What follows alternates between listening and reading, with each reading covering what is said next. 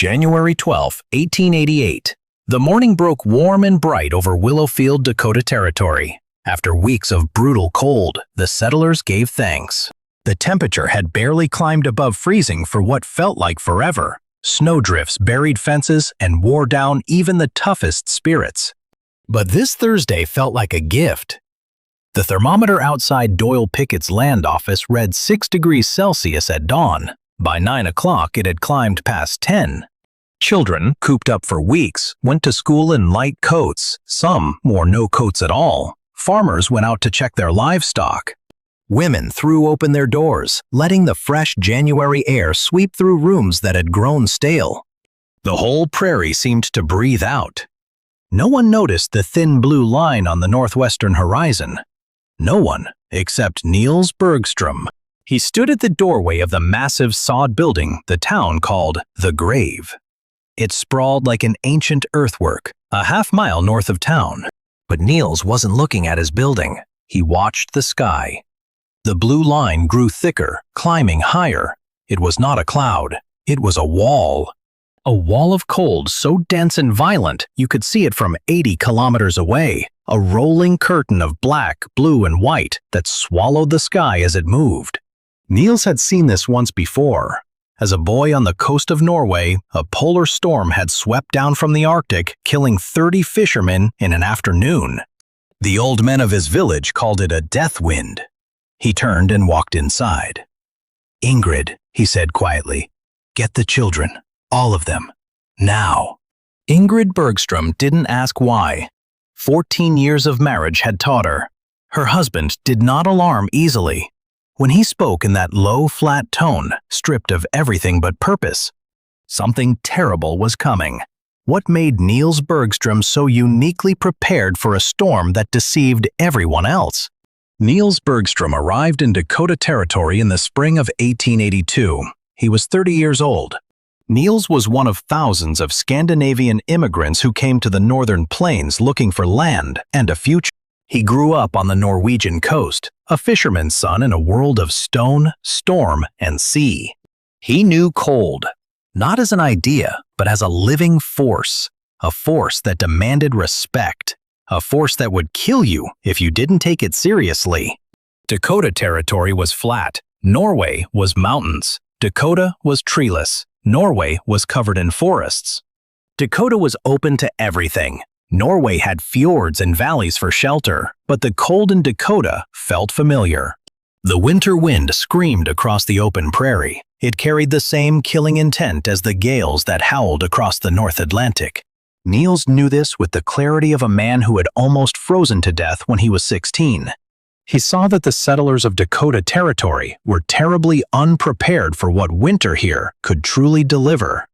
He staked his claim on 65 hectares of treeless prairie just north of Willowfield. The filing fee was $14. The soil was good, rich, and black. It would grow wheat and flax easily.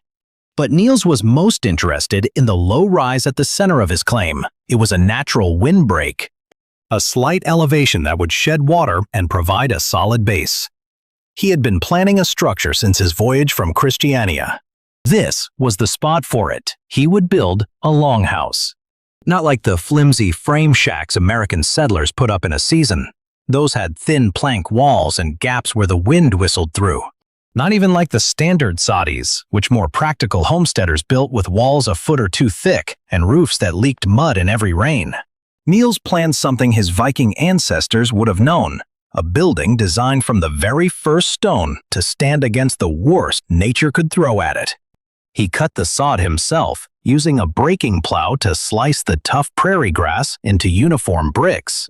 Each one was 60 centimeters long, 30 centimeters wide, and 10 centimeters thick, weighing almost 23 kilograms. He laid them in overlapping courses, like a mason building with stone. The walls grew 90 centimeters thick at the base. His blue roan gelding, Slate, hauled cottonwood logs from a creek bottom 8 kilometers away. Niels chose the trees for their straightness and strength. He stripped off their bark to stop them from rotting. The construction took 2 full years. His brother Peter helped with the heavy work at first, then diphtheria took him.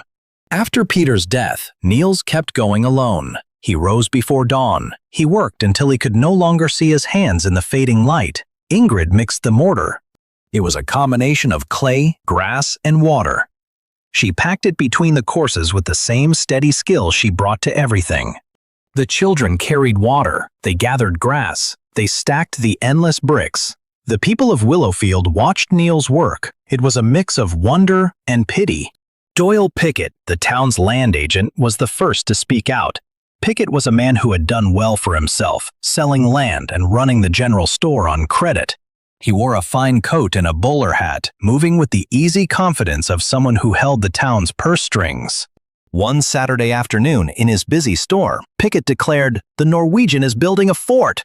Walls 90 centimeters thick, 24 meters long, for a family of 6. He shook his head slowly, a show of theatrical disbelief. "I reckon he's expecting an Indian war, or maybe he's building his own tomb. Hard to tell the difference." The name stuck instantly. They called it the grave. Bergstrom's grave. A common greeting became, "Have you seen the grave? The Norwegian is still digging himself in. Reckon he'll pull the dirt over himself by Christmas." Even Mayor Lyle Holt, a cautious man who owed his position to Pickett, voiced his concerns. "The size of the thing is unseemly," he said. "It suggests a man who does not trust his neighbors, someone who expects the worst from his community. Such a man is not a good citizen." The women of Willowfield were just as harsh. Mrs. Pickett, who organized welcome committees for every new arrival, skipped the Bergstroms. "They keep to themselves," she explained. "They speak that foreign language. And that building, it's not Christian, it's pagan, like something the old heathens would have built." Ingrid heard the whispers when she came to town for supplies. She understood English well enough by then. Words like grave, tomb, heathen, and mad reached her ears. She reported them to Niels without emotion. Niels just set another sawed brick into place. "Let them talk," he said. "Words do not keep out the wind." Despite the ridicule, how did this pagan monstrosity actually perform when faced with the unforgiving reality of a Dakota winter? By the autumn of 1884, the longhouse was finished. No other structure on the Dakota prairie looked like it. The main hall stretched 12 meters long and 9 meters wide. Its ceiling rose to almost 3 meters at the highest point, held up by cottonwood beams as thick as a man's thigh. 2 massive stone fireplaces stood at each end. Niels built them from fieldstone, hauled 5 kilometers from a glacial deposit. He fitted the stones together with lime mortar, which he burned himself from limestone found on the open range. The floor was packed earth, hard as brick. Ingrid and Ragna covered parts of it with woven grass mats they made during the long winter evenings.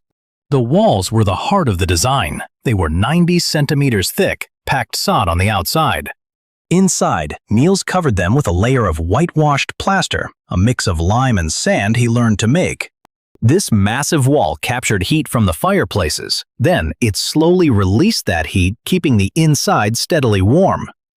Thin-walled frame houses could never do that. In summer, the same heavy walls kept the interior cool. The roof was also sod, sloped and drained properly. It added another layer of insulation. The entire building breathed with the seasons. It stayed warm in winter, cool in summer, always stable. The stable wing housed Slate and the family's 2 milk cows. Their body heat helped warm the structure even more. Beneath the main hall, a heavy trapdoor opened to a root cellar. It held potatoes, turnips, dried fish, salt pork, and grain, enough food to feed the family for months without needing to go to town for supplies. The total cost for everything, the filing fee, tools, and the few materials he couldn't make or scavenge, came to $97. The next winter, 1884 to 1885, hit hard. The one after that, 1885 to 1886, was even worse. Then came the winter of 1886 to 1887. People called it the Great Die-Up. It was a disaster. Millions of cattle froze across the northern plains. Settlers in their thin-walled shacks had no defense. Families burned everything they had: furniture, fences, wagon beds, anything that would burn. They were trying to survive weeks of 40 below temperatures. It was a desperate fight, and many lost. But the Bergstrom longhouse stood firm. Its huge walls simply shrugged off the howling winds. The fireplaces, burning a small amount of cottonwood and dried buffalo chips, kept the inside warm enough. Food came from the root cellar. The stable kept the animals alive. 12 people, including 4 children under 10, spent the worst winter in Dakota history in something close to comfort. Willowfield noticed. They saw the long house stand, but the lesson didn't stick. When spring finally came, and the dead cattle were counted and the frozen settlers buried, the town rebuilt the same way they always had. Thin walls, shallow foundations. They were optimists. They believed last year's disaster wouldn't happen again. Niels watched them, but he didn't say anything. He had learned that people only hear what they want to hear. The bitter lessons of winter, he knew, were quickly forgotten on the first warm day of spring. So he kept preparing. He stacked more firewood. He made the root cellar bigger. He reinforced the roof beams. He wasn't getting ready for just another winter. He was getting ready for the one that would finally teach Willowfield what he already knew. The morning of January 12, 1888, dawned warm and bright. It felt like spring, but Niels Bergstrom knew it was a trap.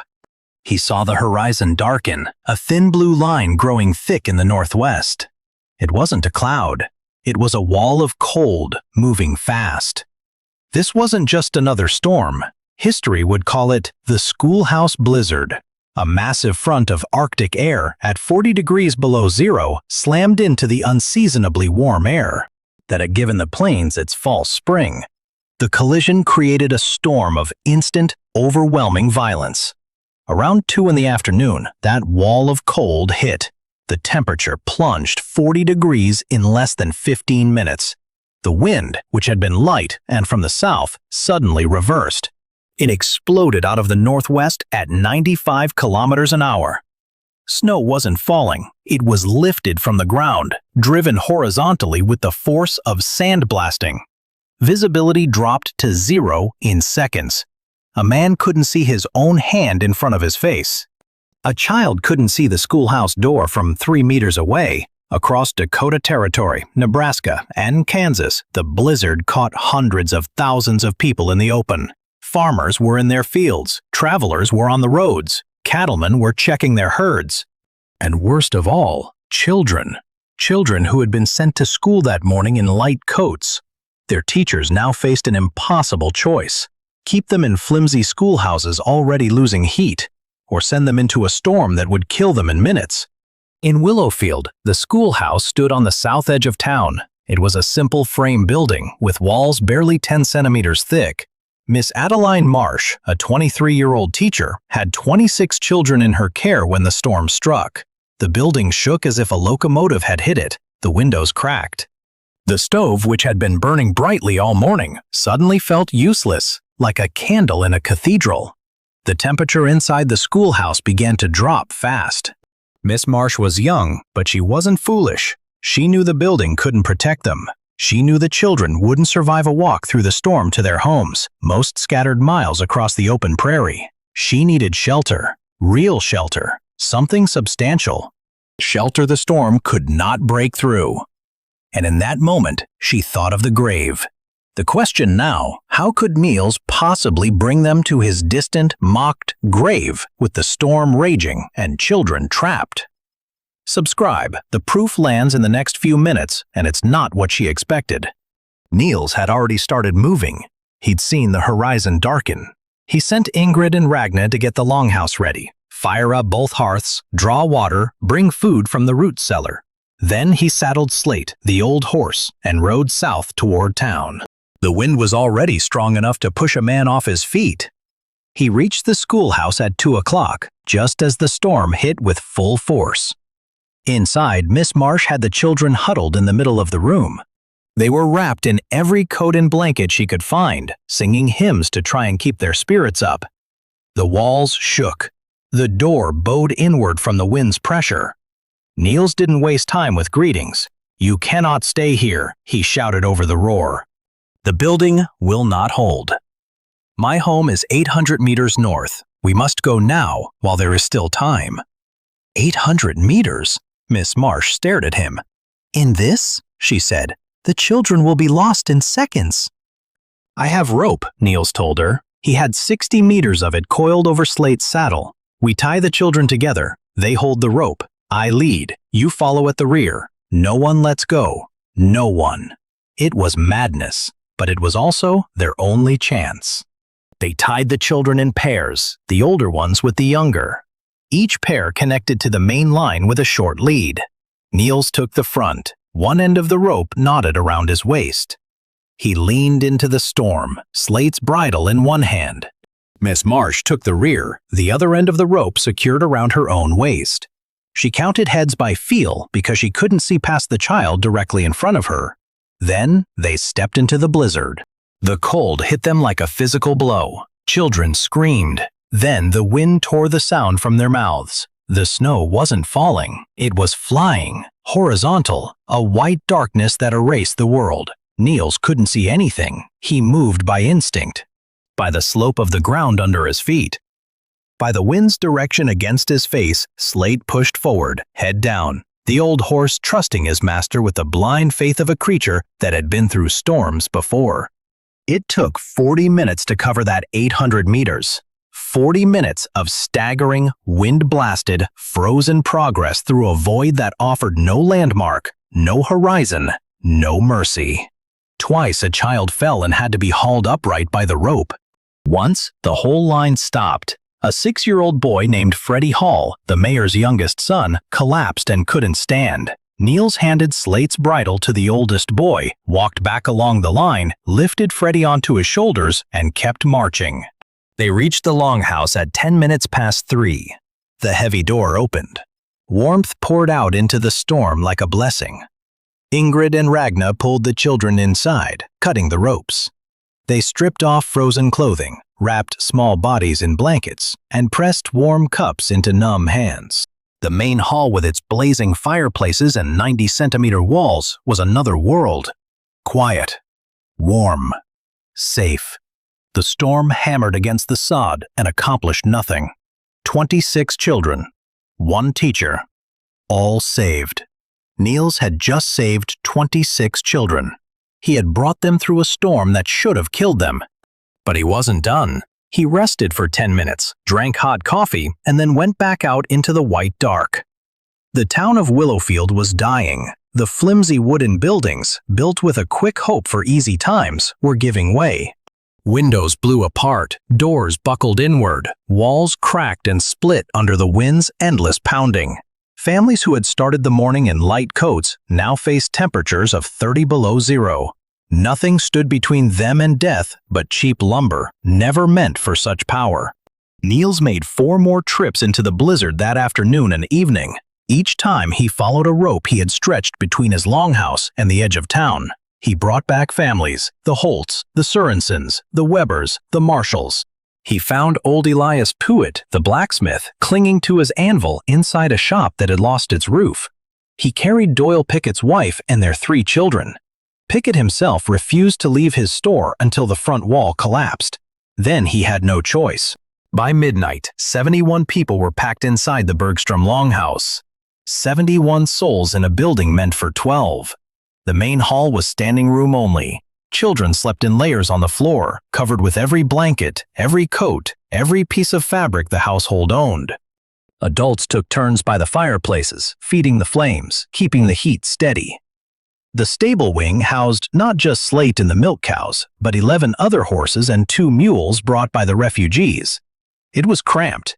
It was uncomfortable. It was loud. It smelled of wet wool, unwashed bodies, and fear. But the walls held. The 90 centimeters of packed sod that Willowfield had mocked for 4 years shrugged off the hurricane winds. They did not move. The stone fireplaces, built by a man who understood fire was not a luxury but a necessity, burned steadily through the night. The root cellar provided food for everyone. The longhouse, that pagan monstrosity, that grave, that tomb, did exactly what Niels Bergstrom had built it to do. It endured. The blizzard raged for 18 hours. When it finally stopped on the morning of January 13th, the survivors stepped out of the longhouse into a world scraped clean by the wind. The snow wasn't deep. The wind had been too fierce to let it pile up, but the cold was otherworldly. Exposed skin froze in less than a minute. The air itself seemed to crack. What would they see when they looked back at Willowfield, and how would this experience finally change their perception of Niels and his grave? The storm finally broke on the morning of January 13th. Survivors stepped out of the longhouse into a world scoured clean. They looked south toward Willowfield. The sight silenced them. The town was a wreck. Roofs ripped away. Walls caved in. The schoolhouse where 26 children sang hymns the day before was now a pile of broken wood. Its stove lay buried under debris. If Miss Marsh had kept the children there, they would have been crushed or frozen or both. Doyle Pickett's general store had lost its entire front wall. Flour, coffee, bolts of cloth, tools, tobacco, everything was scattered across the frozen prairie. It looked like a shipwreck. Mayor Holt's house fared little better. His family survived only because Niels had come for them. The mayor's youngest son, Freddie, the boy who collapsed on the march, slept peacefully in the longhouse. He had warm broth in his belly. Color returned to his cheeks. Across the northern plains, the numbers were devastating.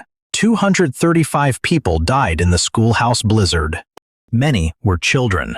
Children sent to school in light coats on a warm morning. Children whose teachers made the impossible choice to send them home through the storm.